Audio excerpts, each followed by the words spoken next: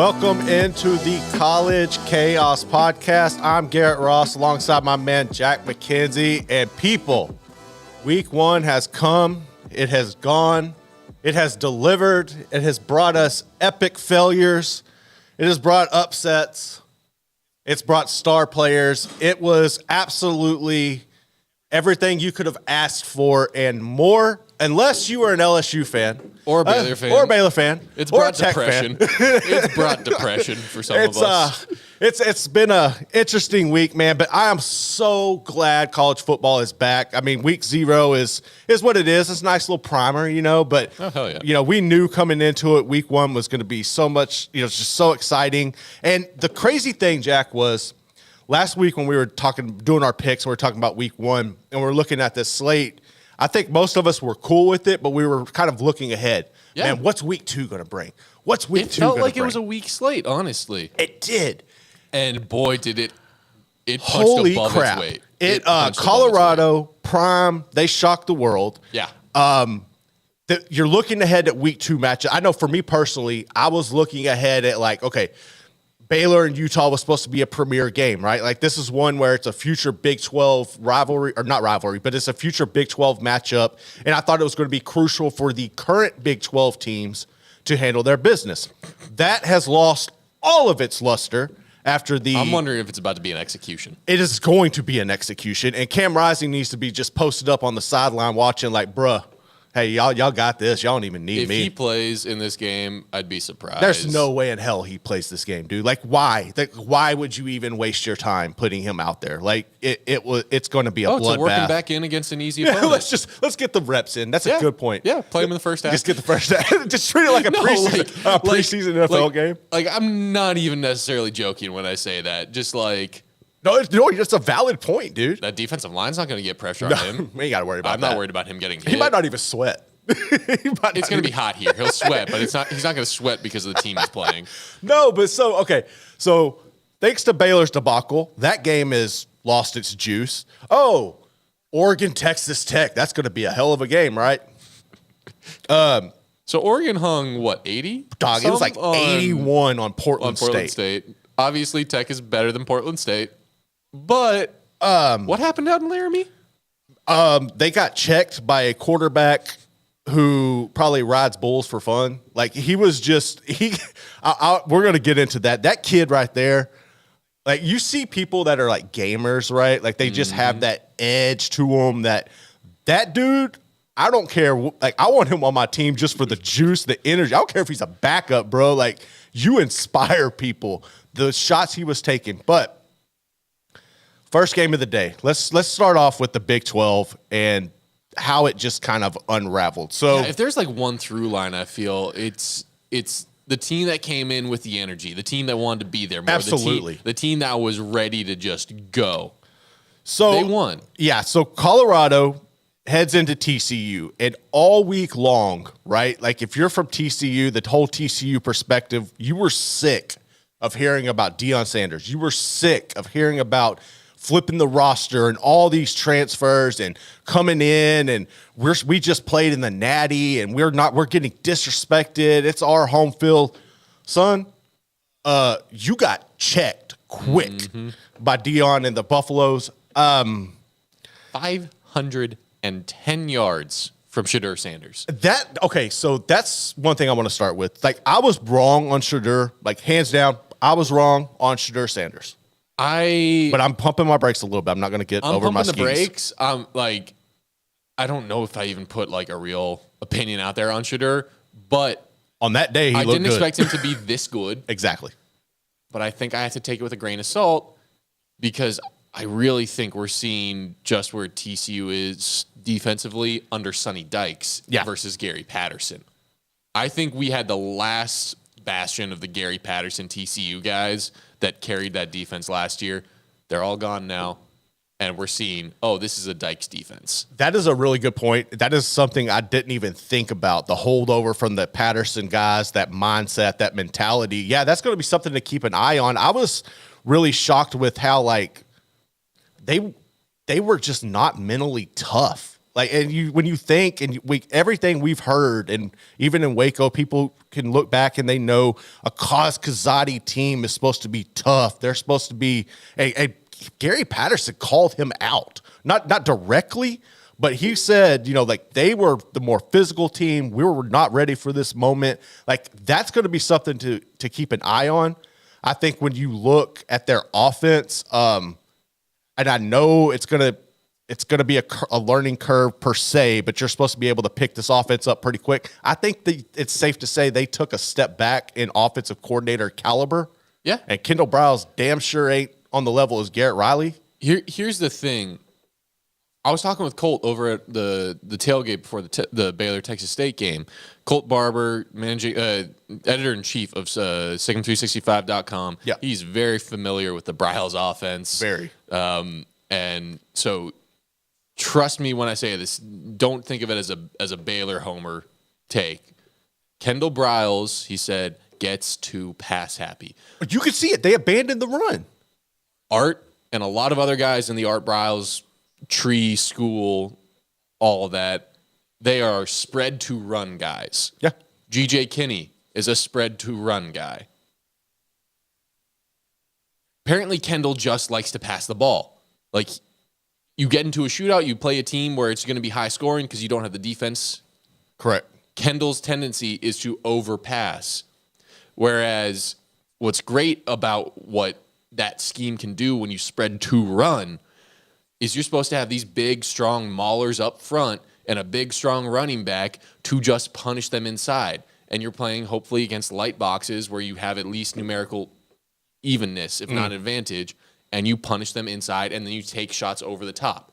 The shots, you put up a lot of stats because you take a few great big shots. Under Kendall Briles, TCU is just looking. They passed it 42 times. 42 times. And I think he probably would have wanted to pass more. Well, there was a point there it was early in the first half where the offense was trying to go fast, and they were trying, like, Colorado had no problem going. Like, they were humming. They were going twice as fast as TCU. But you could see the TCU players they weren't clicking. It looked like they had been practicing for about a week. They had to slow things down. And I think it just completely killed the rhythm of how Kendall planned on coaching and navigating that. And then once Colorado really got up on them there, they completely abandoned the run, put it all on Chandler Morris. And look, dude, like, he's good. But I think, me personally, like, I can only speak for me on this. My view on Chandler Morris was skewed because of the performance he put up against Baylor a couple years ago. Other than that, he's just a guy. He is just a guy. I don't want to put it all on that because the man did win the starting job last year. No, he did. He won that starting job before he got injured. So I feel like those two things put together were a little more substantive than just like, oh, he just popped off in one game. But I think we are going to see he doesn't have a top tier offensive coordinator here. Like, I'm not. No, you can't put Kendall Briles in that top tier. Not no more. And so I think we're probably going to see what the average Chandler Morris looks like. I'm not saying he is average with that statement. I'm saying we are seeing he can be better, he can be worse, but this is the average Chandler Morris, and that's probably not a top-end quarterback in the Big 12. No, it's really not. And there were some throws like he just missed on, underthrowing at times. Jared Wiley had some good opportunities where they just could not get on the same page there. I was kind of one area that stood out to me, and I was really not expecting this at all, was the trenches. I thought TCU would come out and dominate. When you look at all the turnover that Colorado had, I was not expecting that offensive and defensive line for the Buffaloes to gel and come together as the way they did. Like, they totally punched TCU in the mouth and never let them get going. Travis Hunter, I think people need, like, Paul's been on Paul's show, The Triple Option, on 365 Sports. He's been doing this thing where he asks questions, right? And he's asked this one question multiple times now that I really love about who's a player you would want in college football to see. Travis Hunter, to me, is one of those unique talents in college football that we need to appreciate for what he is, because he is Like the ideal college football player. I am not a big fan of the way Dion hypes a lot of stuff up, but I don't think he was off base at halftime. Hell no. He is him. He is him. He is him. Like, he is so fun to watch. I think that from just a college football perspective and as a whole for fans across the board, appreciate what that man does. Some of the other games, dude. Yeah, real quick. Go ahead. TCU should get right against Nichols next week. Like, They better. You better, dog. Can't take anything for granted, but hopefully they'll get to sort some stuff out, and they still have plenty of season left to get moving in a better direction. The Colorado loss, it's not damning. It's a non-Big 12 loss. They can still, for now. They can still accomplish something they didn't accomplish last year. Correct. That's all I want to say. Yeah. Anyway, Jack.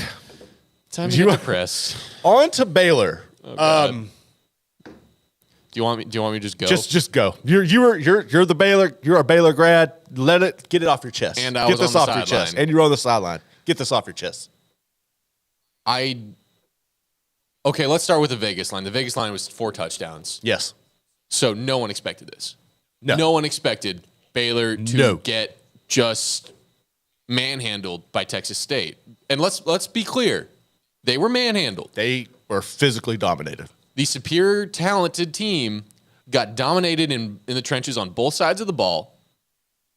And they had worse coaching, worse scheme to deal with that. Yes. I mean, defensively, I understand that defensive scheme is somehow even more dependent on the talent you have at your disposal than offensive scheme, especially given the talent you're going up against. It's not like Texas State doesn't have good offensive talent. The wide receiver Hawkins and Ashton Hawkins, cold. And that little boy, number 10, I can't remember his name. Woo! And Finley at quarterback. Like, they have talent. They have talent that probably could make it at the Power 5 level in some degree. Top of the Power 5 level? No. Point is, the defense it got torn to shreds, man. Like, I think one of the biggest question marks heading into this year for Baylor was the cornerbacks, and somehow that was the single position group that looked all right. Okay, yeah, they looked like, serviceable. The cornerbacks were like, okay, they made some plays. Like, cornerbacks aren't going to make all the plays all the time. They made some plays. I think that was arguably more than people expected out of them. The D-line, like, I don't care if they're getting the ball out, if Texas State's getting the ball out fast, running a lot of misdirection, RPO, anything. I'm sorry, like, handle your freaking business. You are bigger, stronger, faster than those guys. Make me feel it. Make me see it. They didn't. No, here's what's confusing, and this is what I was really concerned about in the offseason, right? We kept hearing about the defensive playmakers. We kept hearing about Mike Smith's all over the place. He's in the backfield. Well, I wonder why Mike Smith was all over the damn place during spring practice. Your offensive line just can't block anybody.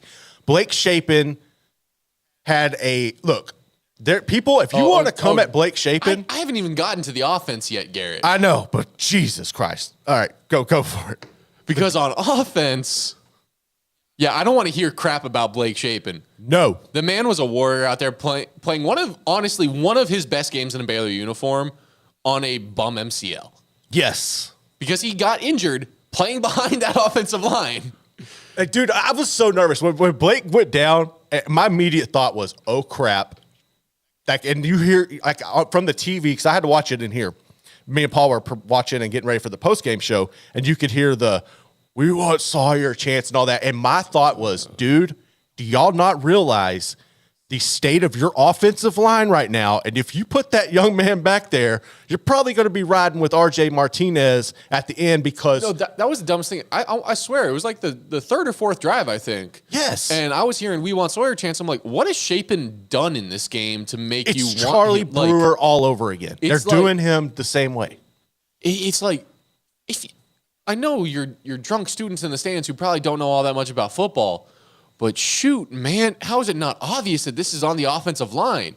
This is a team where the identity is supposed to be reliable, violent offense, which starts with running the damn ball. Which they could not do at all. They couldn't. At all. I don't care how good your backs are. I don't care that you have preseason Big 12 in Richard Reese. I don't care that you have a guy that at least some of the better analysts of the Baylor team think will actually outperform Reese this year in Dominic Richardson.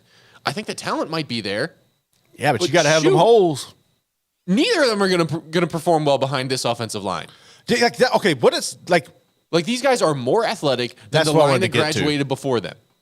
Like, I just remember under Rule and at the beginning of Aranda, the guys that we had, the guys that Charlie Brewer had to play behind, it was rough. It was like, when is this ever going to get better? We got a few transfers in. Mateos and Grimes came. All of a sudden, we had a good offensive line. And it was like, holy crap, these guys know what the hell they're doing. They're miracle workers. So now that you have more athletic guys in the room, guys who are bigger, stronger, and faster, what the hell is going on? I don't know. And I would like, seriously, I'm not an expert. I'm not trying to be like, this is an obvious issue. You have to like, I am just genuinely, I don't know. I am not an expert. I don't know what the issue is because these guys are supposed to be more athletic. And you have the coaches who did make something out of what felt like nothing 2 years before this. Yeah, and I'm wondering too, like I'm really starting to wonder the development of these young guys because it's not there. The young recruits that they brought in the trenches, the development has just not been clicking. That's why you had to go out to the transfer portal. And what do? It's you go out and you get guys you're familiar with. Like you see a lot of and I want to know what their relationship is like with the Texas High School Football Coaches Association because a lot of these guys they're getting, and when you look how they're recruiting, where are they going? They're going back to Utah. They're going back and recruiting Utah. Like, dude, can you not recruit around here? Like, what the hell is going on with that? I'm not plugged in on the recruiting side of things. I don't think they're massively struggling on that side. I do have some questions about, and I hate to say this because Dave Aranda is a great person. I love that he values people over players, but every team's got to have some dogs. I know you got to balance having those dogs that like they got to behave, they've got to be leaders, they've got to represent your university well, but like they've got to be dogs on the field. And shoot, man, like if Mike Smith and Drake Dabney are your dogs, you got some problems. Shoot, like dude, that's the thing. They have no edge. They have nobody that you look at and is like an alpha. It's just a group of average dudes that are just trying to hold it together, and you can't play that way. Like not now, not in the current landscape of college. And I think it's only. All right, this is my opinion. I feel like things are only going to get worse at this point until they figure out how to navigate the new and current landscape of college athletics. And you got to figure out: do you want to play big boy football? Do you want to invest, or do you want to just be somebody? And when you have all of these schools that when you've had success over the past few years, you didn't have to worry about in-state programs that you used to. Like you used to always have your beef with Houston. They used to steal your kids. Now you've brought all these people in. You had SMU, who's right up the road, is now in the ACC with deep pockets. It's starting to feel to me, and if I'm wrong, I'll come back and own this, like the old Southwest Conference days, where everybody is on the same level playing field with you around you. They were going to be recruiting at a higher level. They're going to be throwing more money at it. And you're just kind of sitting there being stingy and trying to figure out what you want to be.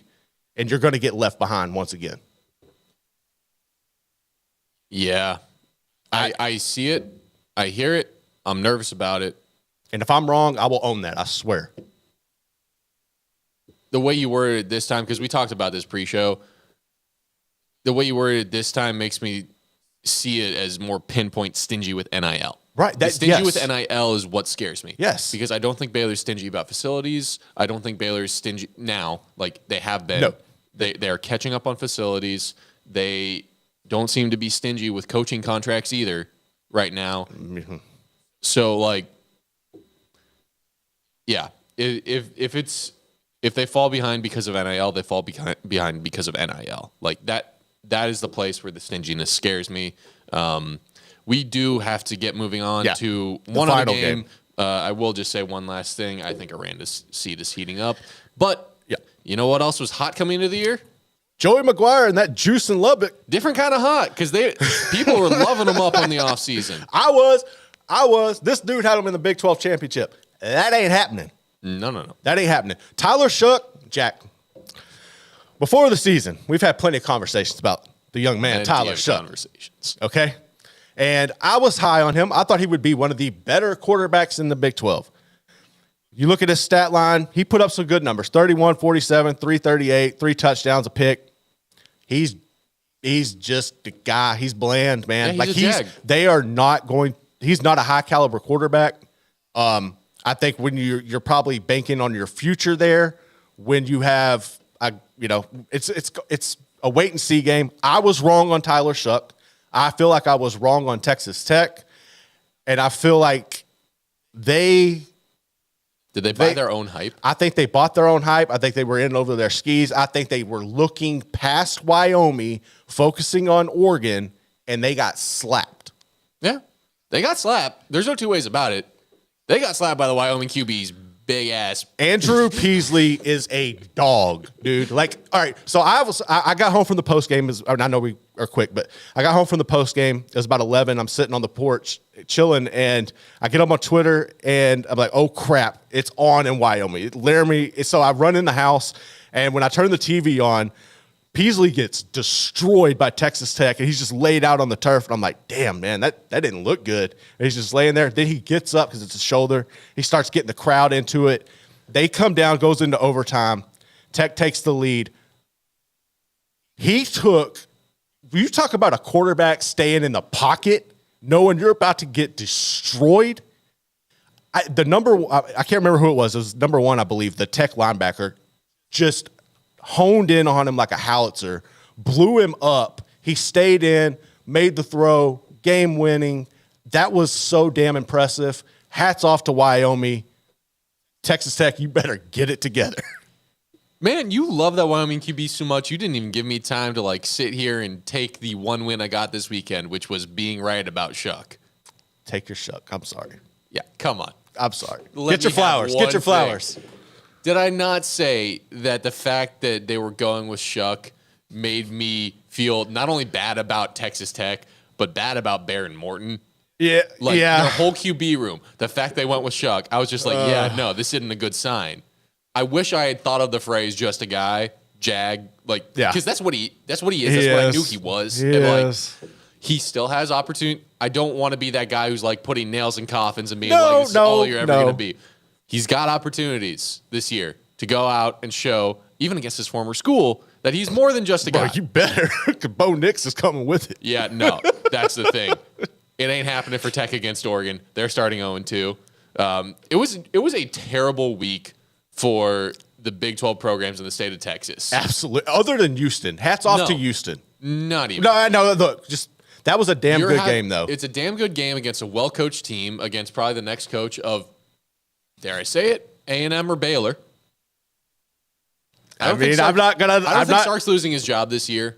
Probably. No, I don't. I think Sark's going to he'll get through this year. I think one of A&M and Baylor should be replacing their coach at the end of this year. We will see. But I'm not going to say you're wrong. So I'm damn sure not going to say you're wrong. Well-coached team in UTSA, but they're still not a Power 5 program. Frank Harris had a bad day too. So, I'm sitting here being yeah, Houston got the win, but overall, no, I'm not saying it was a big hype Big 12 thing. Texas schools, and I'm not counting struggled. Texas because they're SEC. They're Big 12 this year, but they're SEC. They didn't look that great either. No, they didn't. But they did what they had to do. Yeah. They took care of theirs against a which non-power almost no one else in the state can say this week. Yeah. So, it would tough week. I am interested to see where these schools go from here, because otherwise, Big 12 did not have a bad week. I didn't get to see a lot of the games. I was trying to keep Cincinnati put up 66 on Eastern Kentucky. Dude, Oklahoma went Oklahoma, old school Oklahoma. Yeah. BYU. That was okay. That was interesting to me. The fact that they so few points were scored. Dude, that to me is more of a testament to what Casey Keeler is building. I don't think people need to pay attention to that dude. And he's a guy who loves going to those small schools and just stay. Like, he's not concerned about moving up. He wants to build a powerhouse in Sam Houston. And, dude, they are so fun. We've seen how difficult it is for teams to go into Provo. I thought it would get away from them in the second half. Man, the Bearcats are for real. I know they took the loss, but you got to understand that's a program that's growing. I was so impressed with them. Yep. Sunflower State, Kansas is still coming. They Avery Johnson went off. Let me get to Kansas State. Goddamn. Sorry. I only had one sentence on Kansas State. I feel even better about me picking them to win the conference this year now. You should. You should. Yeah.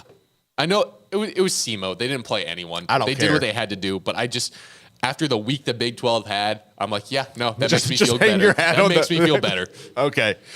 Last but not least, I think you had a little note about West Virginia and the way they played against Penn State. Yeah, West Virginia was – I was trying to keep up with that game. They came out with – I feel like they have bought in. I feel like they understand the situation. I think those guys love playing for Neil Brown, and I think that they're coming out with a chip on their shoulder. I feel like that game with Penn State was one where it could have gotten out of hand like the Baylor game or like the damn LSU game did. I think it could have gone that way. Hats off to Neil Brown. I know he made a suspect call there that kind of caught Twitter ablaze. But at the end of the day, I like how the Mountaineers are fighting for him. I think it's going to be fun to watch C.J. Donaldson throughout the year. I hope that they can keep it on track. We will see. Yeah, but hats off to Neil Brown. Real quick, over from the producer's desk, Oklahoma State did not put up as many points as I would have liked. So I didn't. That will be some, full disclosure, I didn't see the Oklahoma State score. I believe it was 27-13 against Central Arkansas. Well, they then only we scored know 13 where Oklahoma points in the first half. Yeah. So that'll be something to monitor through the year. Not going to press any alarm buttons right now, but I think that's probably about on par after last year. So we'll see how that goes. But, man, coming up next, we're going to dive into some other storylines that stood out outside of the Big 12. We're going to get into Florida State curb stomping LSU, as well as the Pac-12 quarterbacks living up to the hype. You're listening to the College Chaos Podcast.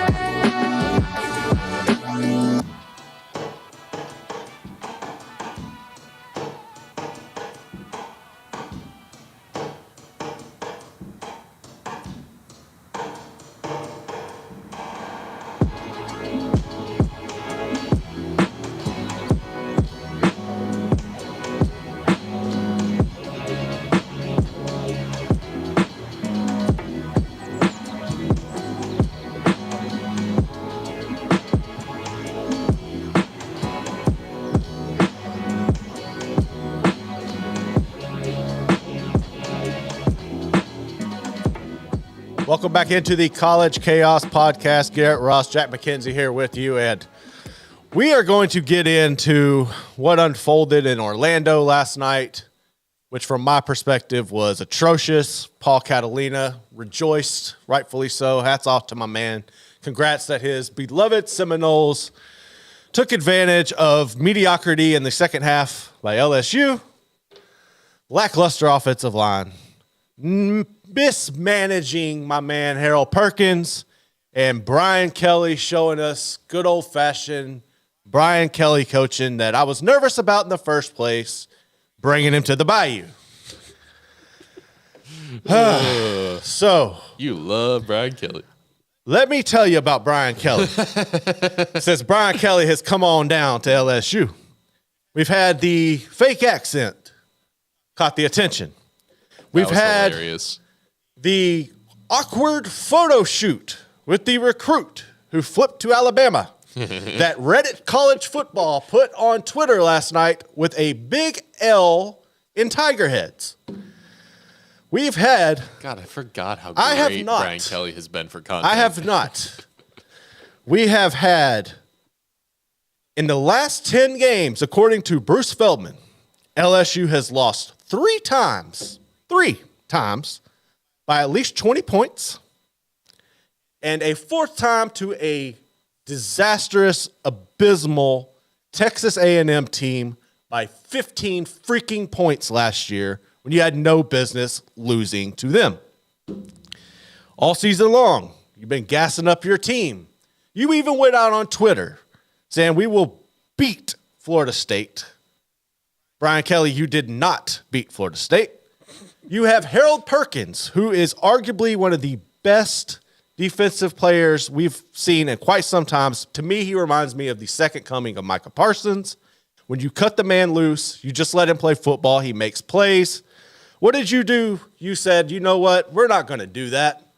We're going to take Harold Perkins. We're going to put him at linebacker, and we're just going to let him sit there. Oh, we're going to let him try to spy Jordan Travis. And you know what? He had a career-high 28 snaps in coverage while rushing the quarterback just 7 times and made no damn impact on the game.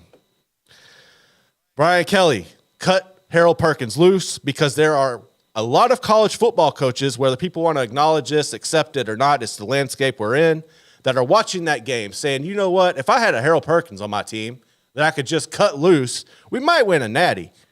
I don't know. Why don't we try to figure out how to slide into his DMs and say, look, son, you're a sophomore. You got a lot of eligibility left. Do you want to come play and let us cut you loose? Because we damn sure will. You better figure it out on the Bayou. I feel like you're overreacting a little because going into this game, I remember thinking, okay, the winner is probably going to be a true playoff contender this year. Yes. The loser is going to show that they're a year away at least. Which I've said LSU was not going to do it this year. They're going to be a year away. Yep.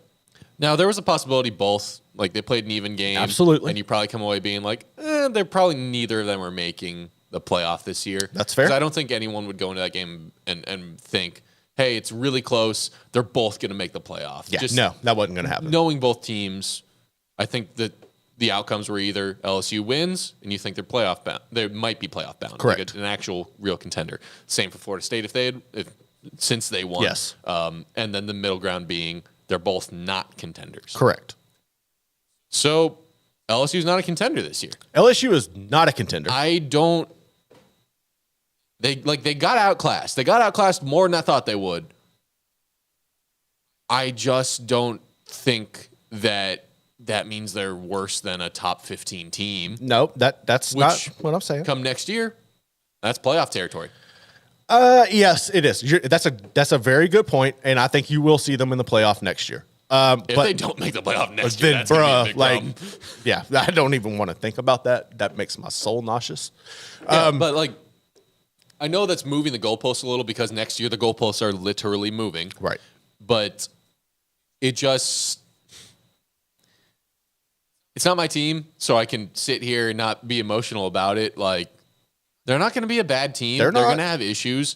I think Brian Kelly, I don't know what the perfect storm was last year that helped it feel like, oh, damn, he's got a great fit. He won the big game that he really needed to win to show, like, hey, we're going to compete here at LSU. Yeah.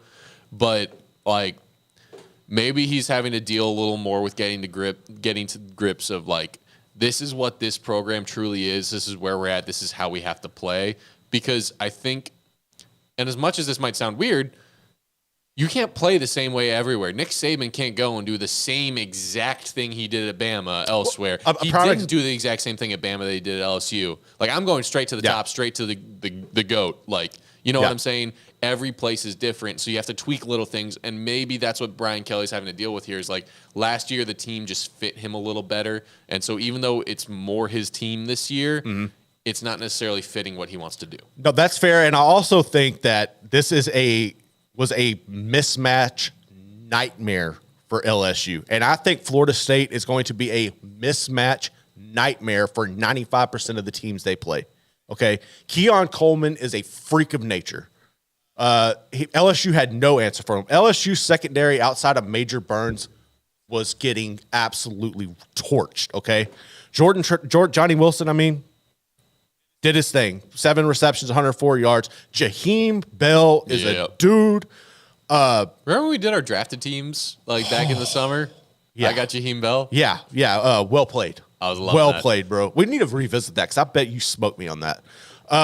The running game, this is one thing that's bothered me under Brian Kelly. The rushing attack at LSU has always been one of the staples, right? Like you always hang your hat on, you have at least a dog, and then you have a stable of guys behind them. And I know Emory was unavailable, but at the same time, when Jaden Daniels is your leading rusher, that's a bad formula.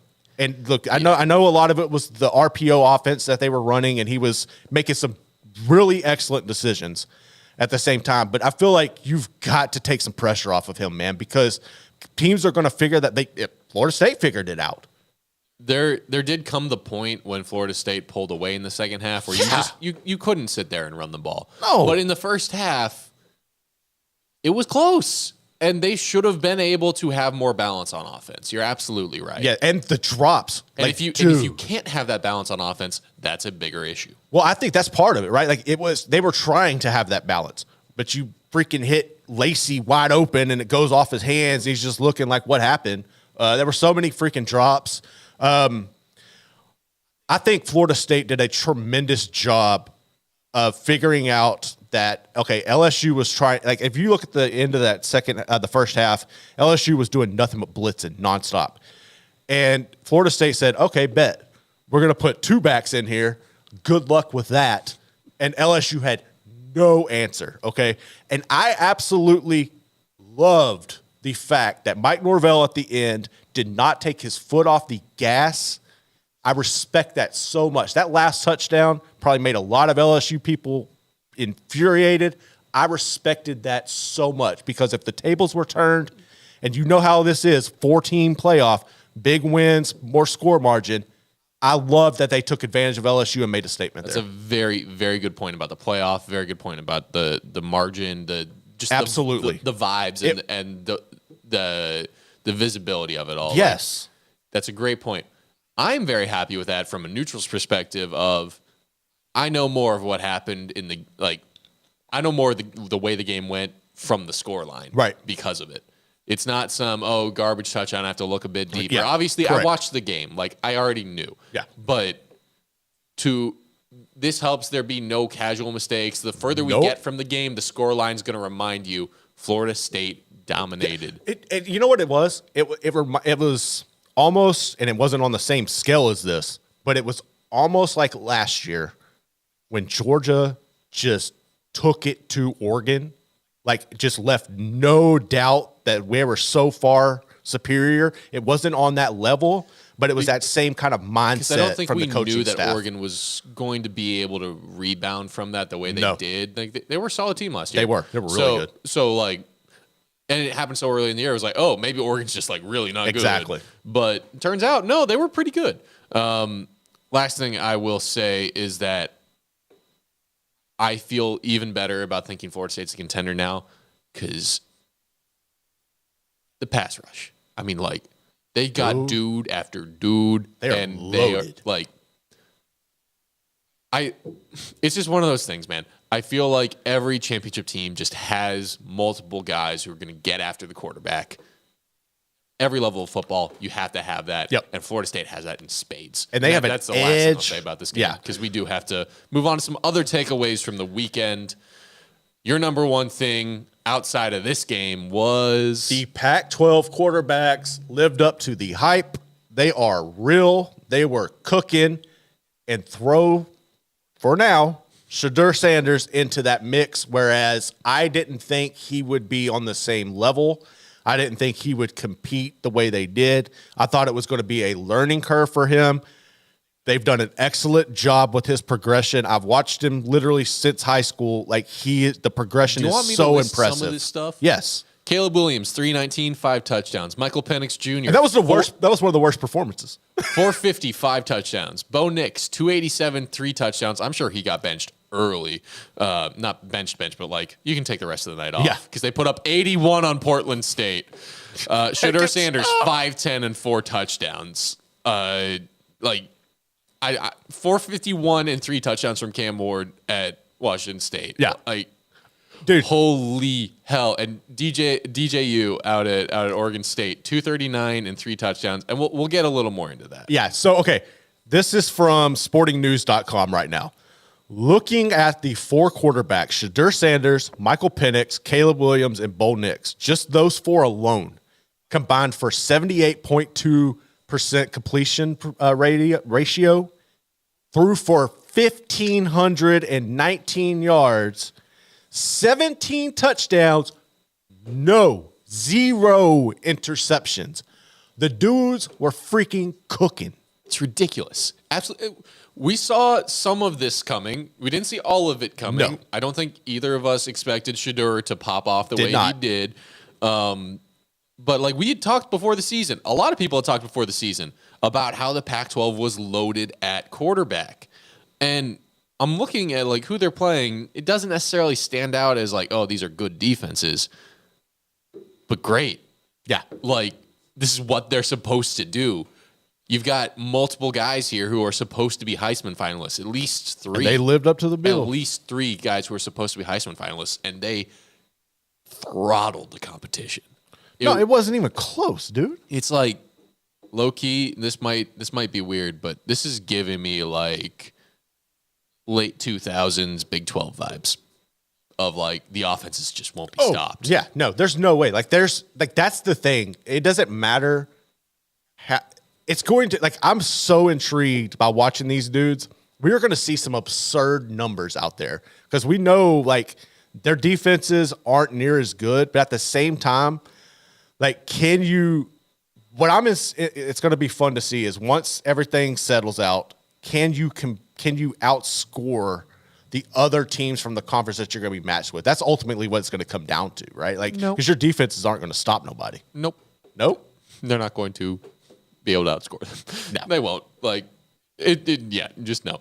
But it's going to be a hell of a lot of fun to keep watching this.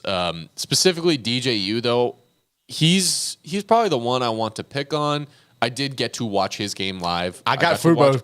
I got the thing the free trial just to do it. I might have been pirating. Well, I should have been hitting you up then.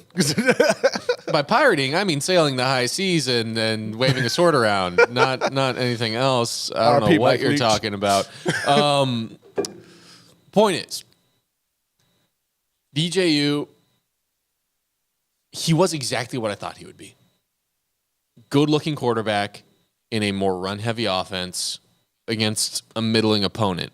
He looked better than Caleb Williams probably did. Not as flashy, not as high-end talent, but just getting the job done against the same opponent. He looked a bit better to me. His offensive line's a hell of a lot better, too. Exactly.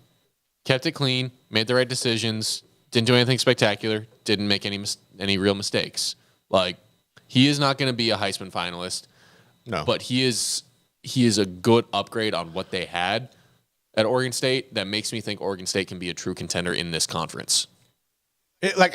As you're saying that, I'm trying to think of this question here. So he is really good, but given the landscape of their quarterback talent out there, he's probably more towards the bottom tier of that. Where would you think he would fit right now in the Big 12? Like if you threw him in just that Oregon State with him as a quarterback, where would he fit among the quarterback rankings in the Big 12, in your opinion? Ooh. Just after week 1. I'm not saying like in the Big 12? Just Just after week 1. Because I thought we saw some average at best quarterback play out of the Big 12 for the most part, other than he's pushing top 5. Yeah. At least. That's the crazy thing. I think that just shows like I feel vindicated about there. the shape and performance, but he's injured now. Yeah. Ewers was not inspiring to me at all. That's crazy. Like he looks he can make all the throws, but it's where's the gamer? Yeah, it's weird. I can't figure him out. It's like he's got the talent, but he's not the game changer. He's not Caleb. There's nothing flashy about it. It's weird. And it's not the like methodical, flashy. It's just it's not clicking. I think there was just like so much hype around it that it's weird to No. I won't even say that. It's not like, oh, he had so much hype, he should be so amazing. It's just like, dude, you can make all the throws. Get your decision making in order. Yeah, that's a great point. Get your decision making in order. Because you can make all the throws. Now, if you're throwing to the right spots, you're going to be popping off. But you're not making the right decisions, so you're not throwing to the right spots. Or if you are making the right decisions, are you making them on time? Yeah. That's what I mean by not clicking. So, yes, he's got more talent than DJU. It's pretty freaking clear. Yeah.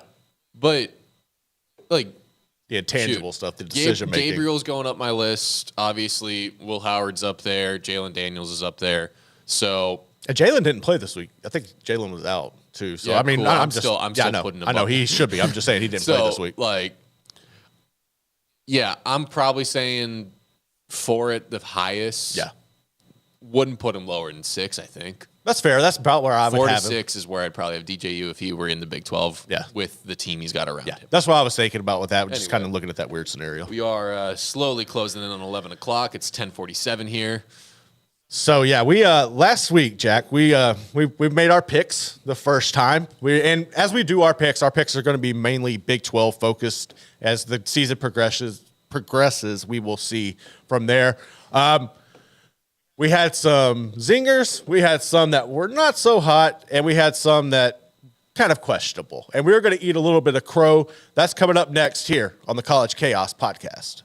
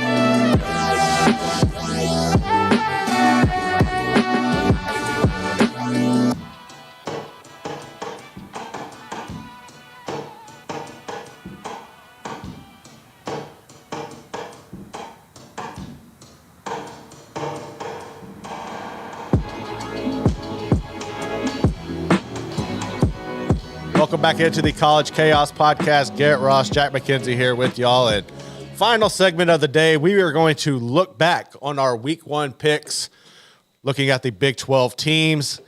There was a lot of chalk. But at the same time, man, there were some that, good night, you could not have predicted. I don't even like. I'm trying to like paint this picture like kind of rosy, like glass half full. Like, dog, there was just some brutal ass games. You're right. But number one, I want to thank all of you who are watching right now, watching this on replay, because the engagement we got on our picks video from last week was awesome. It was one of our best videos in a while. So thank you guys so much. Hopefully you guys will hang with us. Understand that while we love the Big 12, we like to cover the Big 12. It's the Big 12.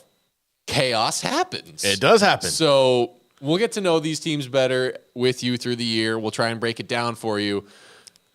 But don't expect us to be perfect with Nah. Especially Especially not me. Last week, I felt lucky to go 11-3. Garrett went out on a limb much more than me. Especially with Northern Iowa, dude. And ended up at 9-5. Yeah, I got to be a little more conservative with my picks. But yeah, so I think as far as the pick side of things go, and a game we haven't touched on too much yet, the one that I thought was going to be the big difference maker before you picked Northern Iowa over Iowa State for some fucking reason. Well, dude, like, look, man, like, it was so chalk. I'm sitting here, I'm like, well, Iowa State's got fuck it, we'll just run with Northern Iowa. Nope. That was mistake number one. And then mistake number two was not letting me take UTSA and you taking Houston. No, I was taking UTSA regardless. Like, which wasn't a bad pick. I stand by the pick. It was just not their day. Frank Harris did not. He had one of his more not Frank Harris performances to say. You had the opportunity at the end where it was a fourth and inches. I mean, I'm talking like, you remember when the Cowboys game, I can't remember who they played, but they brought out the card. Like, it was like that kind of close, dog. Oh, like, it was, man. And Jeff Taylor remember that. Livid. The dumbest thing about that to me, and I know this is a I know, bit but of a tangent, is like, so if they're all touching, are you counting that as space there, or are you saying they're touching so it's good? Right. Like what is? You're smarter than that, Gene Steratore. Yes. You're smarter than that. But that was like the level of how close we're talking about here. Yeah. And, Houston got the nod. Dana gave him a little wink. And I like how the guys came out for Houston and played for Dana. I think they needed that win. Now, that's not a full tell of what the season's going to be. They're still going to struggle. But hats off to the Cougars. You had the better-looking uniforms. I know that don't matter, but that is like all of why I picked them. Oh my god! I did not have a lot of faith in Dana. I loved those uniforms. But yeah. So otherwise, I think games we both missed on were TCU, Colorado, Texas State, Baylor, and then there was one more. Tech and Wyoming. All the upsets, dude. All three of those upsets. I mean, like, again, it was supposed to be a chalk week. It was supposed to be a chalk week. For the most part, it was chalk. So going 11-3 was pretty much as good as I could hope for this week. Yeah. Because in what world do you think Texas State did you think Texas State would beat I thought Baylor? Texas State would be I think when we did our staff predictions, I think I had it at like Baylor winning was like 45-24 or something like that. Pretty much flipped from what happened. Yeah, dude, I thought they would push them. I thought they would be, but at the same time, man, I did not see that. Yeah, and I should have been more tempted by the Wyoming line. That's a weird two-touchdown one, man. line in Laramie. I was like, I think I just didn't want to be that Tech hater. Yeah. Well, see, like that, and we discussed it a little bit, but like Laramie's one of those weird places where you've got to be careful going to. Which is why if I'm a Tech fan right now, I'm feeling so much better than necessarily TCU or Baylor. I think on my fault on that pick definitely was I drank the red and black Kool-Aid. At the same time, I think I didn't consider the Oregon matchup, and I really do think that Texas Tech puffed their chests out, bought into their hype, and we're looking at the Ducks, and I think they got checked. And I did not. That's an interesting. I didn't put the factors in place. I'll be curious to see if they do that again later in the year, because I'm sure there'll be a situation later in the year where they'll probably get the ship righted to some degree. They might feel like they're rolling, and they might overlook someone again. And then the last out of those three games, do not come in here telling me I should have thought Colorado was going to win. No.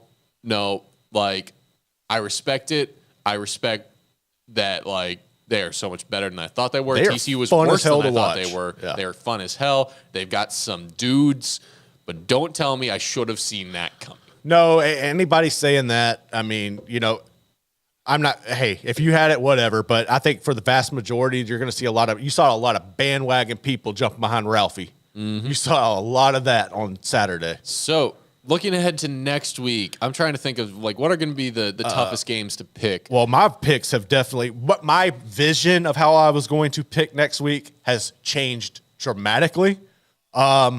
If you're looking ahead at some, I think that we're going to have some coin tosses on.